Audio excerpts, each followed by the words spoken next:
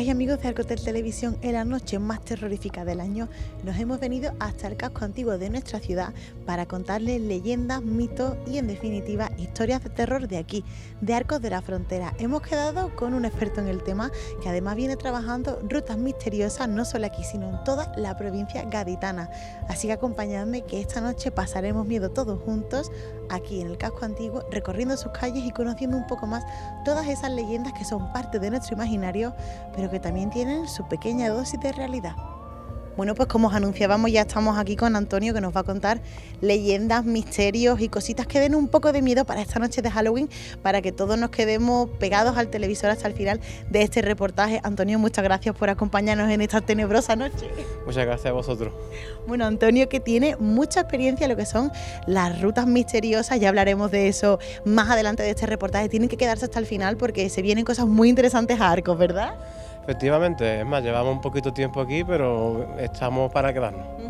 Esto va a ser un calentamiento para que ustedes vean lo bien o lo mal, depende cómo lleven el miedo, que se lo van a pasar con rutas misteriosas. Antonio ya tiene sobrada experiencia conociendo las historias de miedo de Arcos y hoy vamos a hablar de algunas de ellas, ¿verdad?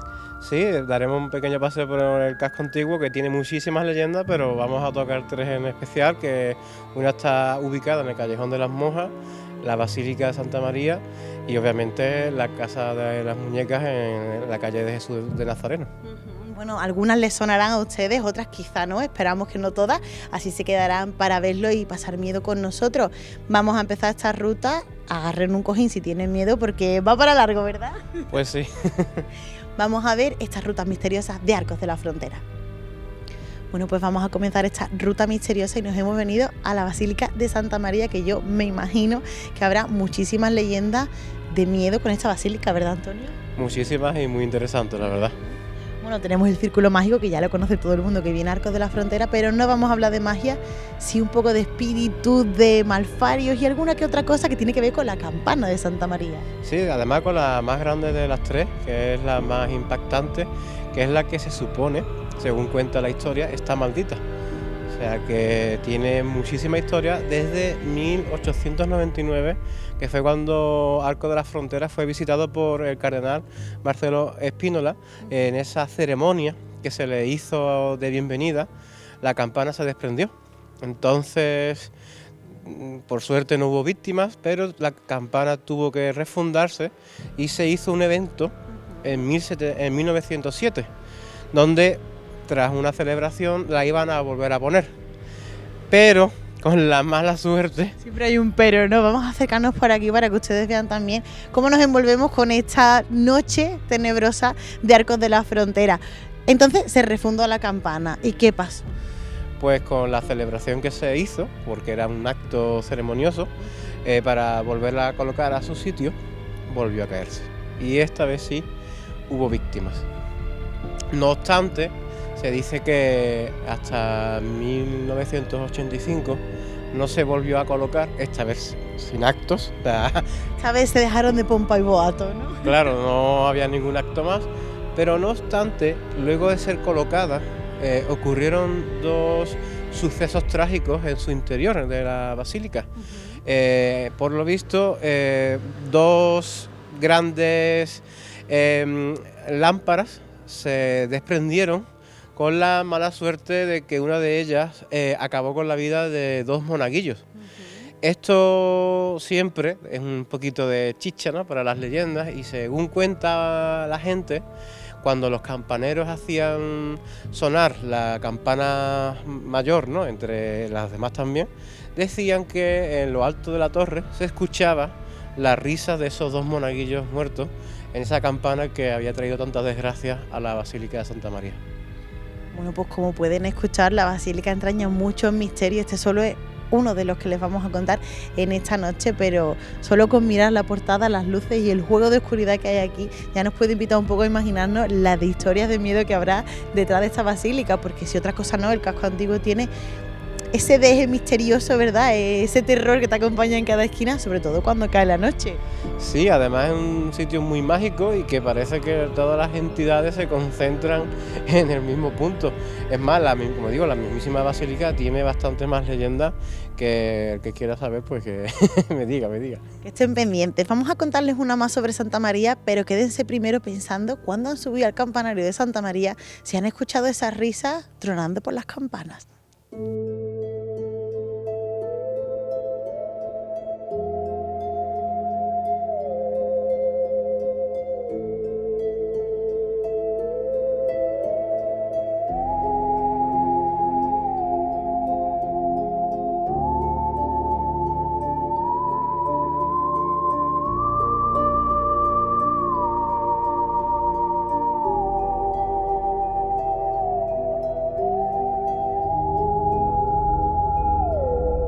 Bueno, y ya estoy empezando a temblar un poco como un flan porque yo soy bastante miedica, ya los he ido avisando desde el principio, pero es que son muchas leyendas, mucho miedo lo que se puede pasar alrededor aquí del casco antiguo, y seguimos hablando de la Basílica de Santa María porque hay más cosillas que podemos contar, ¿verdad? Sí, la verdad que hay bastantes más y bueno, hay una de ellas que a mí me llama particularmente la atención porque siempre tendemos a pensar que todas las leyendas urbanas y todas las entidades son negativas. Y aquí, por ejemplo, descubrimos una que no, que simplemente se enamoró tanto de Arcos de la Frontera, concretamente de la Basílica de Santa María, que nunca se quiso ir. Quería quedarse aquí con el patrimonio de Arcos de la Frontera entonces. Sí, además yo pido perdón a los televidentes por mi inglés, ¿vale? Siempre lo digo en las rutas, que yo el inglés lo llevo mal, pero estamos hablando de la entidad de Mr. Holbrook, ¿vale?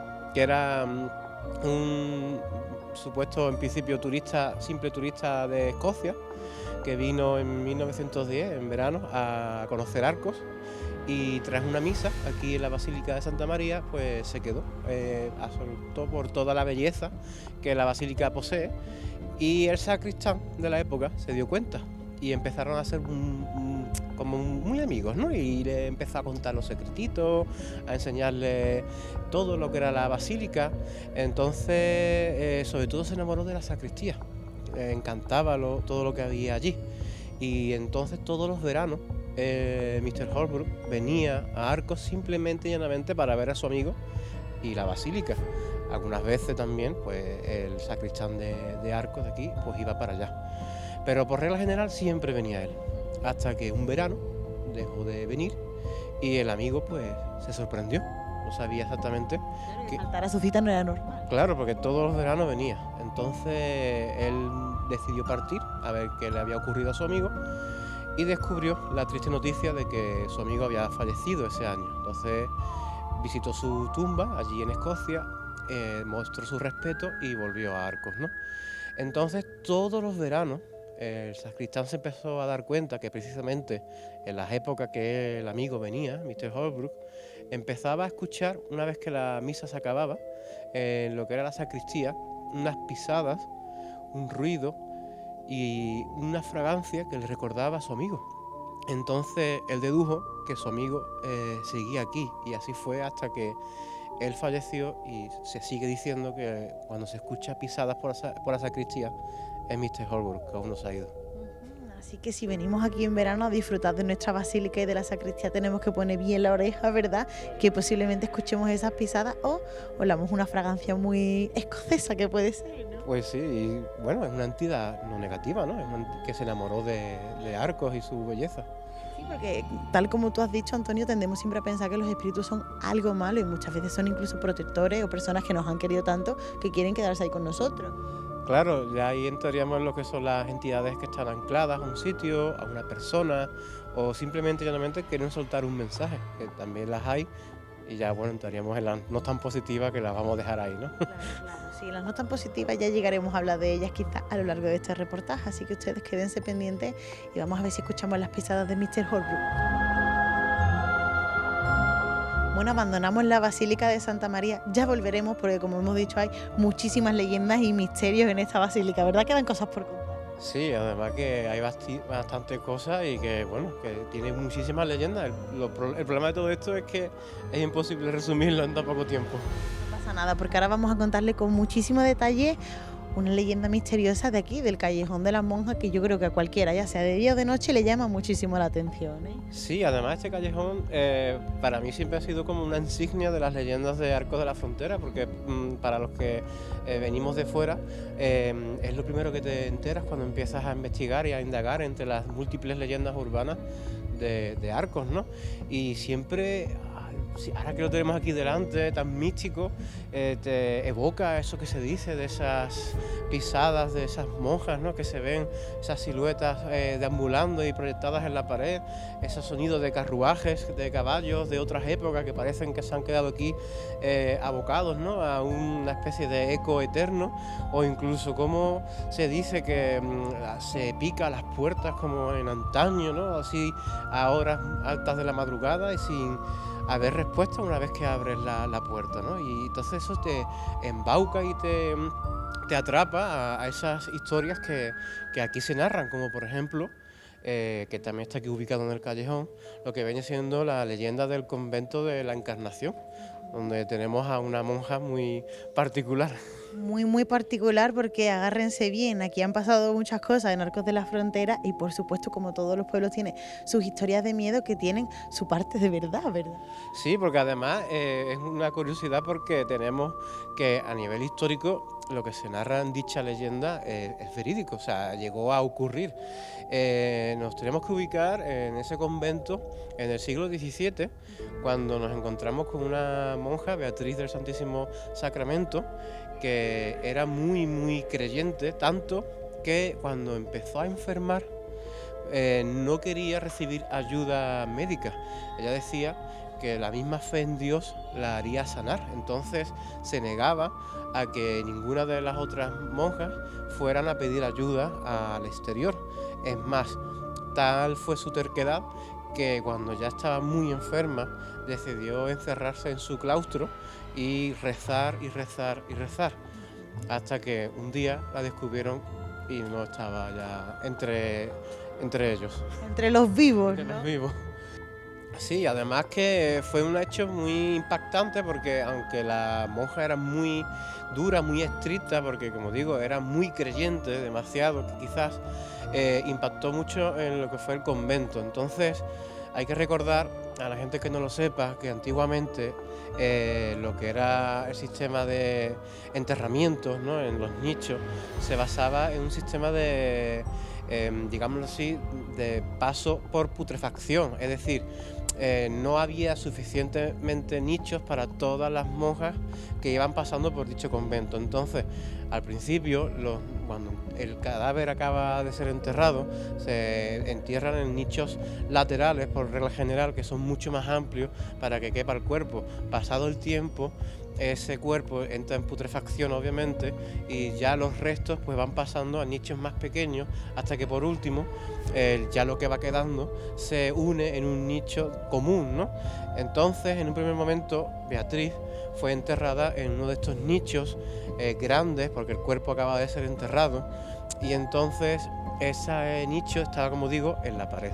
Resulta que la calle lateral del convento, la calle Palmítero, esa calle empezó con el tiempo a surgir como unas especies de cruces en la pared, y esa calle empezó a denominarse popularmente como el Callejón de las Cruces. Tanto fue el revuelo que se montó porque eran unas cruces extrañas, así que no se sabía por qué ocurría. Ni quién las había puesto, ¿no? Nadie, o sea, fue algo que no tenía sentido. El mismo convento al final decidió cerrar, o pidió al consistorio que cerrara lo que era el callejón para que la gente dejara de hablar. Es más, se empezaba a hablar también de la aparición de una extraña monja vagando por dicho callejón, sumado a lo de las cruces, pues ya me dirás tú el revuelo en esas épocas de lo que podía significar eso, ¿no? Entonces nadie asoció dicho evento con el enterramiento de Beatriz, hasta que, como he dicho antes, pasa el tiempo y es cuando van a sacar a Beatriz para, porque ya el estado de putrefacción ha hecho su trabajo, y pasarla a un nicho más pequeño, porque obviamente las monjas pues iban falleciendo con el paso del tiempo, y es cuando se dan cuenta del error, y es que Beatriz no estaba muerta cuando se enterró, sino que tenía catalepsia y la pobre había estado con sus propias manos escarbando en la pared, y eso que se veía desde el otro lado era la pobre escarbando para intentar escapar de ese nicho que, obviamente desorientado, a oscuras, pues no atinó en la dirección correcta y se había desollado prácticamente las uñas y los dedos rascando en la pared. Bueno, yo creo que las historias de miedo dan mucho más miedo cuando uno tiene esa certeza de que han ocurrido de verdad. Sí, porque además entre los archivos de Arcos se encuentra esa petición que hizo el convento de la Encarnación para solicitar al consistorio de que cerrara dicho callejón, porque es que estaba generando un gran revuelo, y luego dicha monja pues sí que existió en la realidad. Entonces tenemos un triste final, que a veces el ser tan extremista con una fe te puede llevar a estos típicos finales trágicos, por desgracia. Claro. Una monja tan beata que al final acabó siendo su propia perdición, ¿verdad? No poder contar con un doctor que a lo mejor la reconociera y viera que esa era su enfermedad y que podía llegar a tener un final mucho menos horrible que como acabó siendo. Pasamos por al lado del convento para quien quiera ubicar bien esta leyenda sepa que esto ocurrió aquí en Arcos de la Frontera y que muchas cosas más pasaron. Por aquí vieron muchísimas monjas, ¿verdad? Era un tipo de vida muy recogido y al final pues lo místico se mezclaba con el terror algunas veces y ya ahí, ¿no? Sí, tú imagínate lo que hemos comentado antes, que para aquí ahora veamos una silueta de una monja, porque además la iluminación, la arquitectura, así te lo permite creer, o incluso si quieres encontrarte con la mismísima Beatriz, desciende ese callejón y puede que te la encuentres. Pues yo no sé si en el día de hoy me voy a atrever a bajar ese callejón, pero ya me dirán ustedes si lo comprueban y la ven en alguna esquina.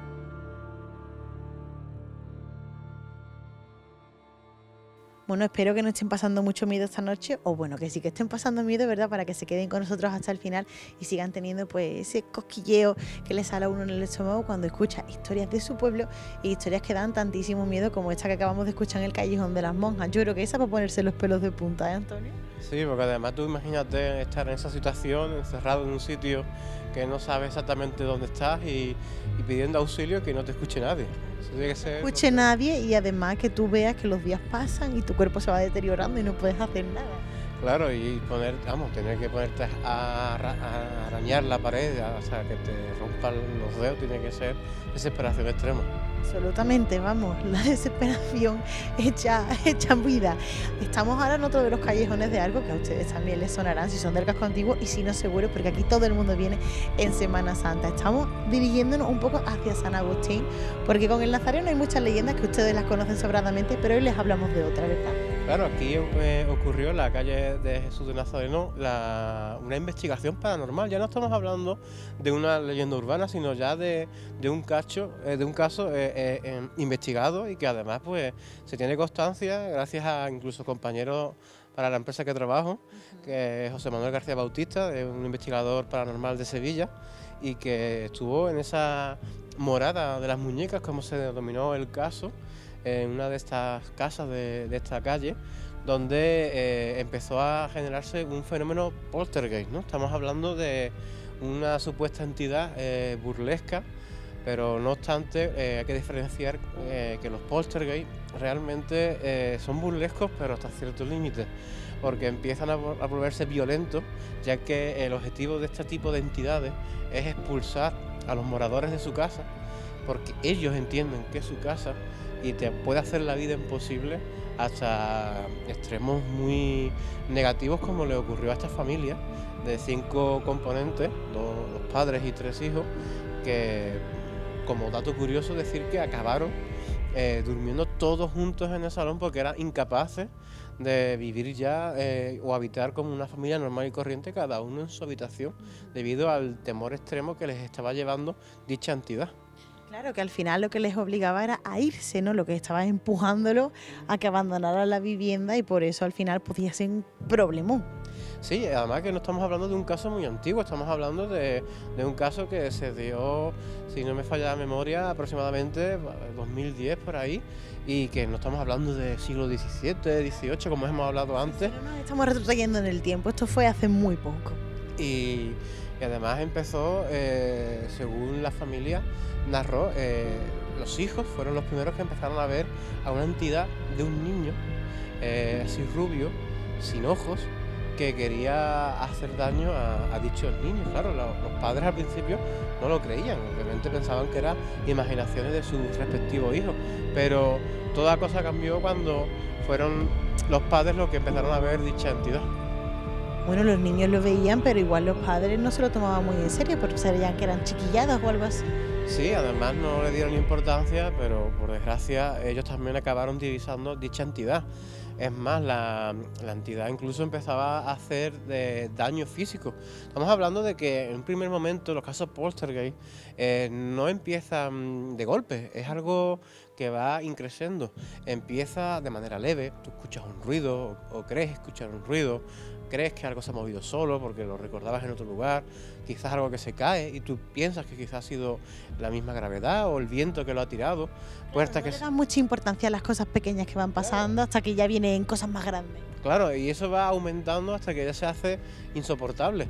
Y claro, se hace insoportable en el momento que te encuentras con la realidad de cara, y es esa entidad de ese crío que venía a hacer daño. Incluso ya no estamos hablando de fenomenología de electrodomésticos que se encienden y se apagan o puertas que se abren y se cierran, sino estamos hablando de entidades que hacen verdadero daño físico, como incluso narró esta familia que se sintió como que en un momento determinado de una noche la madre sintió como la estaban ahogando en la cama mientras intentaba dormir, o incluso hablaban de cómo empujaban a ciertos miembros de la familia por las escaleras de la casa, llegando incluso la madre a pedir a la entidad de que dejara en paz a sus hijos para que se las llevara a ella o le hicieran las cosas a ella. Y supuestamente la entidad respondió que no, que quería a todos los miembros de la familia. Claro, que habían entrado en su lugar y que iba a acabar con todos prácticamente.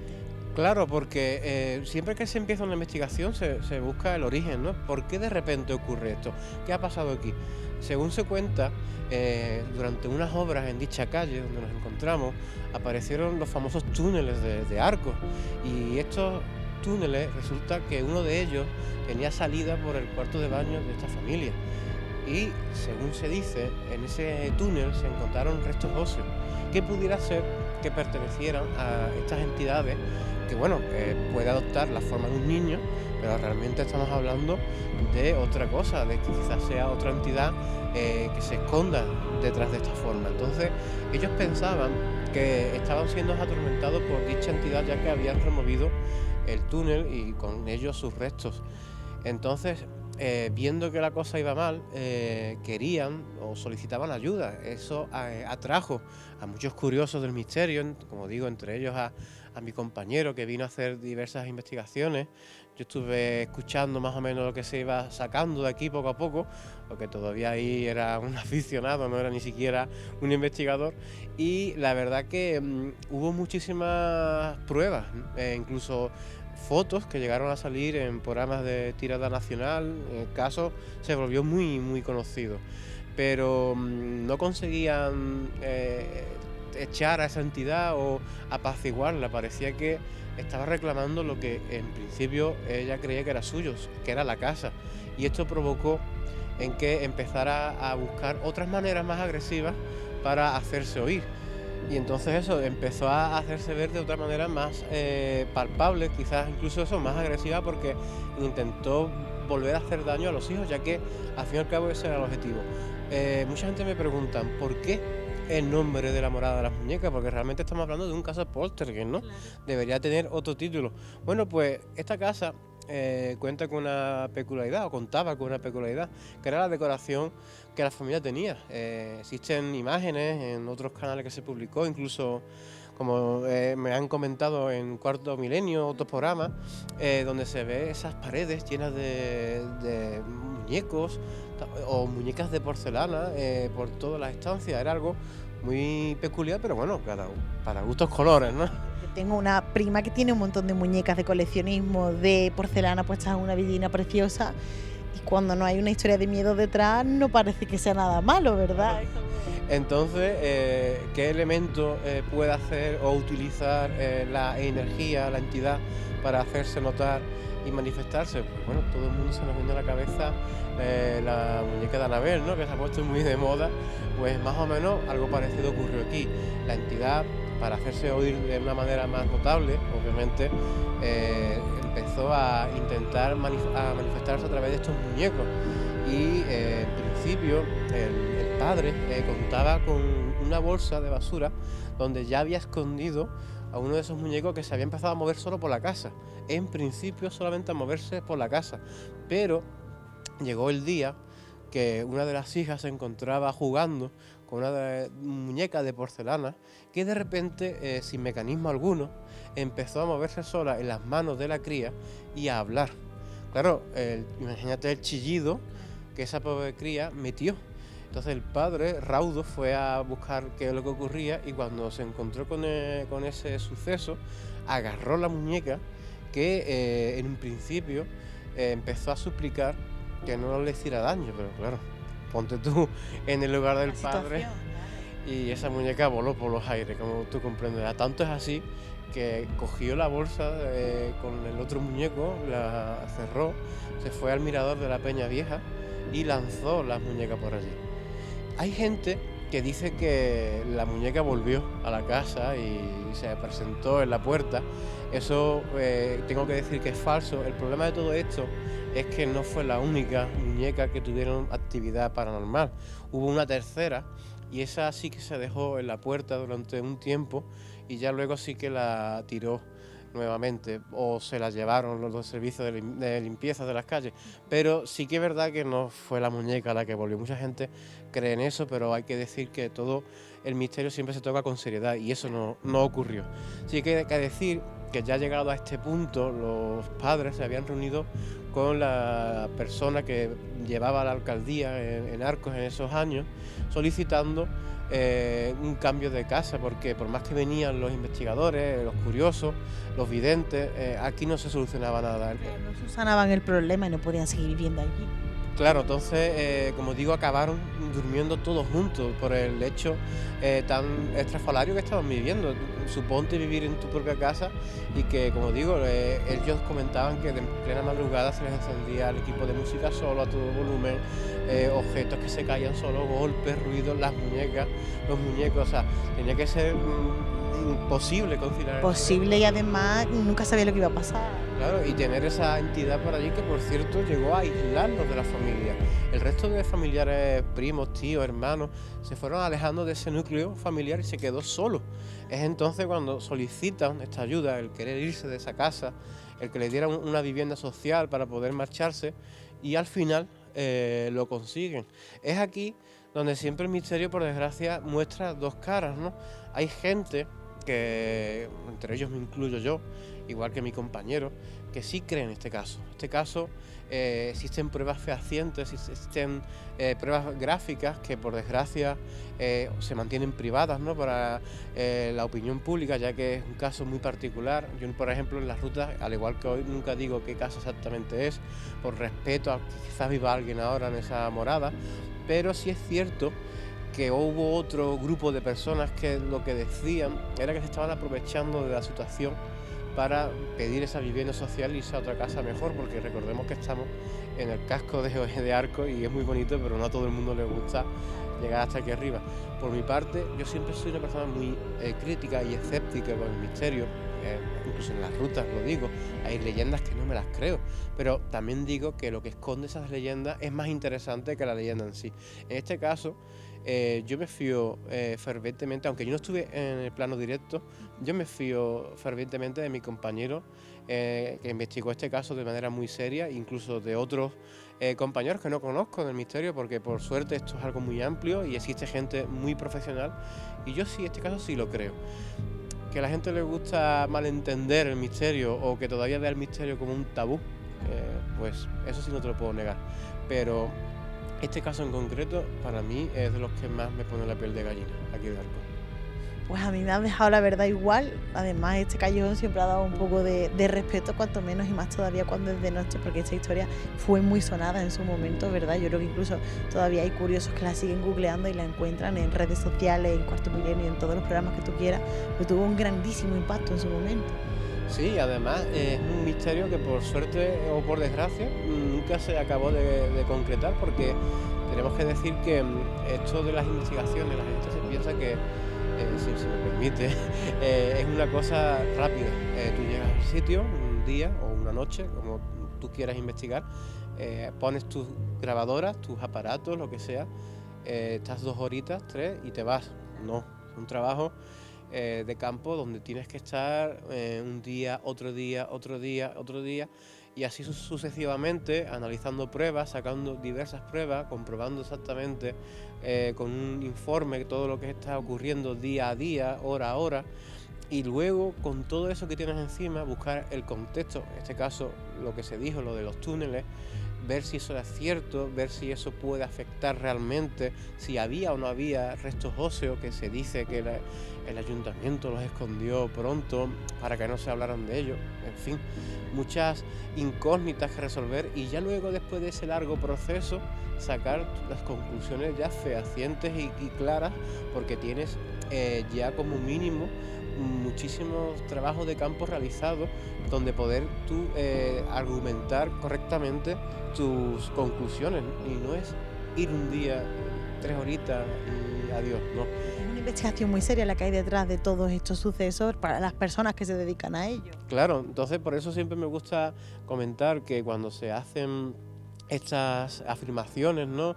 ¿Era real? ¿No lo era? Sí, ¿no? Que sepa que esto lleva un trabajo detrás, y que obviamente la familia, igual que muchos vecinos se comentaban también, ya estaban un poco cansados de ver llegar a los equipos de investigadores, a ver a personas deambulando por aquí, la televisión, gente que curiosa, ¿no? Porque siempre esto es normal, el mundo del misterio está muy, digámoslo así, estigmatizado, pero nos atrae, ¿no?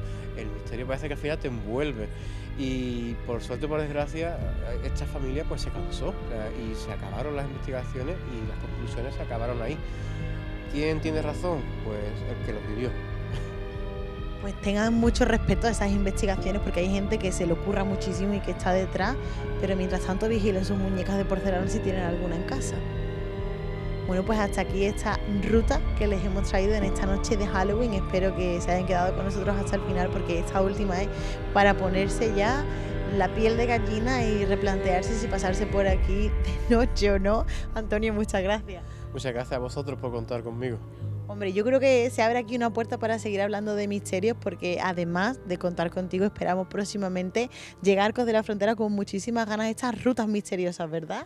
Sí, además que llevamos ya unos meses haciendo las rutas, hemos estado incluso en pleno verano, durante uno de los meses aquí concretamente, y ahora estos meses que quedan ya, finales de octubre y noviembre, hay varias sesiones todavía, quedan, si no me equivoco, 2, y yo animo a todo el mundo que realmente le guste el misterio a que se anime, porque ahora mismo estoy un poco más serio, pero sí es verdad que cuando estoy en mi trabajo, en las rutas, me gusta enfocar el misterio desde un ámbito un poquito menos serio, siempre mezclándolo con un poquito de humor, pero dándole la importancia y siempre, como siempre digo, el respeto, que se mantenga el respeto y que no solamente sea un paseo donde yo cuento historias de terror, como mucha gente me cuenta a veces, ¿no?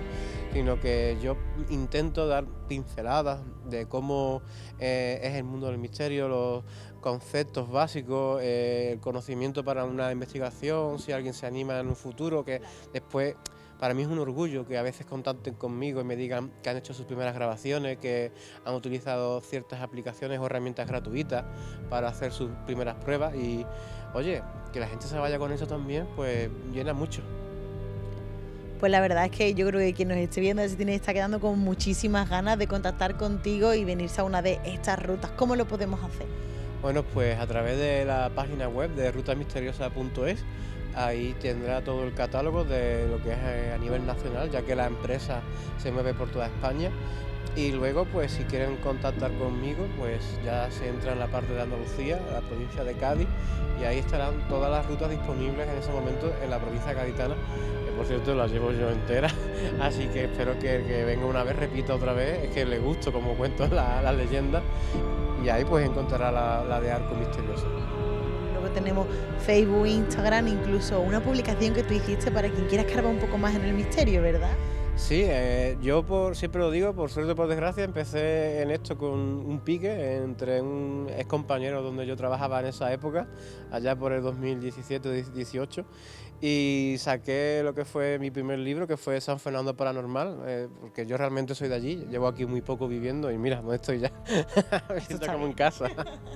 Y la verdad que fue una primera publicación que me enganchó y eso me dio alas a que pudiera después empezar a trabajar con Ruta Misteriosa y abrir mi horizonte a la provincia, sacando mi segundo libro que fue Enigmas en la provincia de Gaditana, la provincia de Cádiz, donde hago un compendio de las mejores leyendas por ciudad y pueblo, porque siempre hablamos de Cádiz, San Fernando, Jerez, pero nunca nos acordamos de, por ejemplo, Arco, quitando obviamente los libros de Manuel Pérez Regordán, ¿no?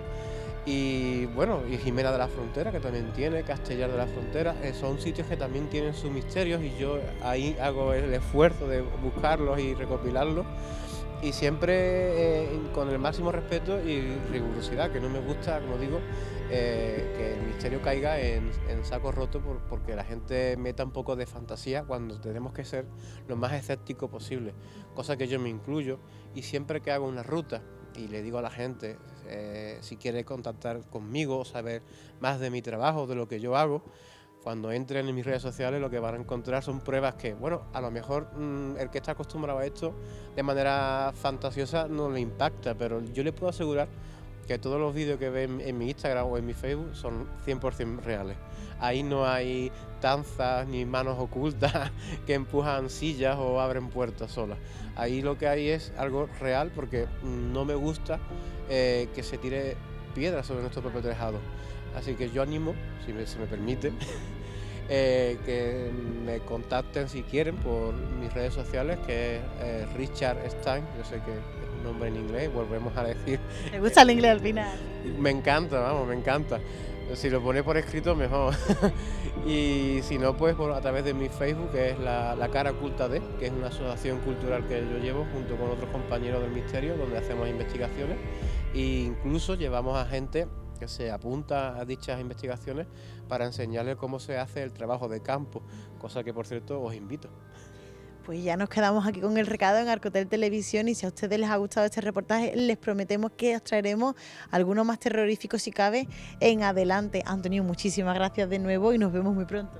A vosotros porque me siento, vamos, en 2 semanas que llevo aquí, mira, ya me puedo sentir dichoso con esto. Por supuesto, ya eres arcense de adopción, ¿eh? Totalmente, ya entonces nada, vamos, ni me empadona, pero ya está. Perfecto, ya te damos el carnet nosotros. Espero que hayan pasado un poco de miedo y sigan disfrutando de esta terrorífica noche de Halloween. Seguimos con más programación en Arcotel Televisión, pasen mucho miedo y recojan algún caramelo.